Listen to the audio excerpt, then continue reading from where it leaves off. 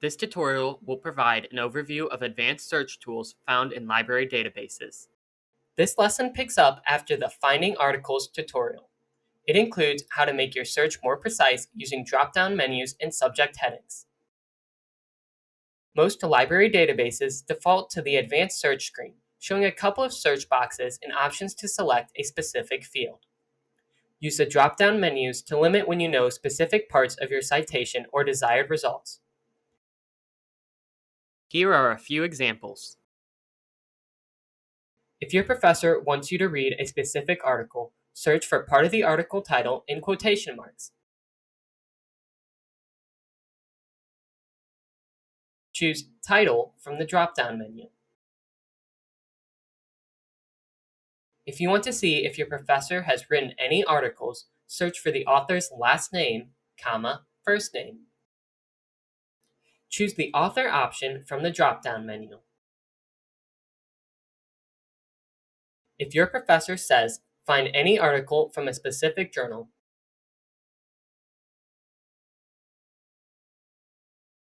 change the drop-down menu to Source or Publication, and add a keyword to the second search box so that you can find an article that interests you within all the issues from this journal.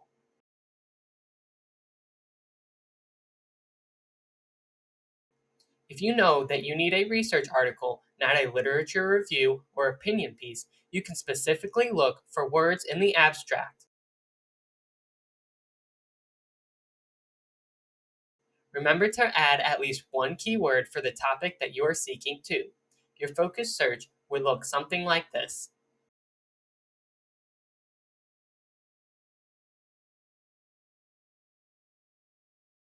In the last section of this tutorial, we will see how to find and use subject headings in order to think like the database and get highly relevant results.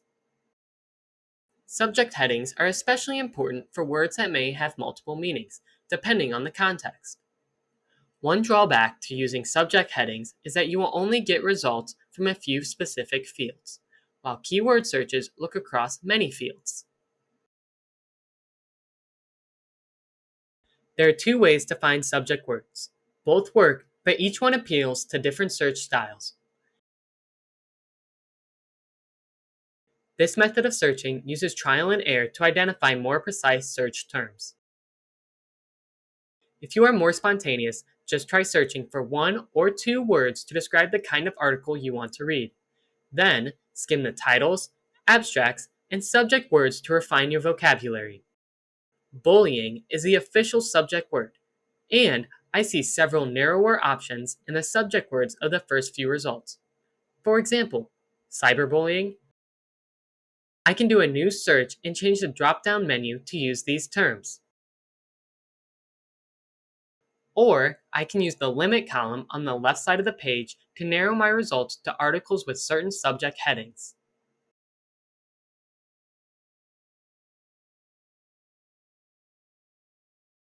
This search method uses related terms to find the most precise article without doing a preliminary search. If you are a highly structured searcher, you might prefer to go straight to the database's list of subject words instead of getting there by starting with a keyword.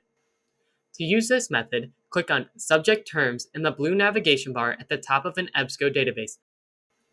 In EBSCO, enter a single word to describe your research area. Then, let the database reveal your search word options. Use checkmarks and Add button to bring your selected terms into the search bar.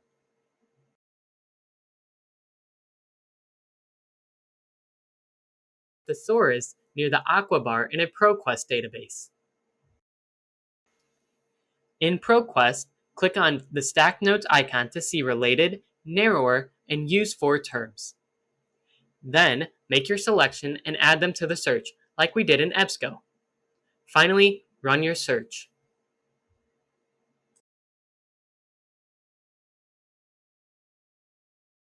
If you need help to apply these or other research strategies to your own project, reach out. For additional help, contact the reference desk.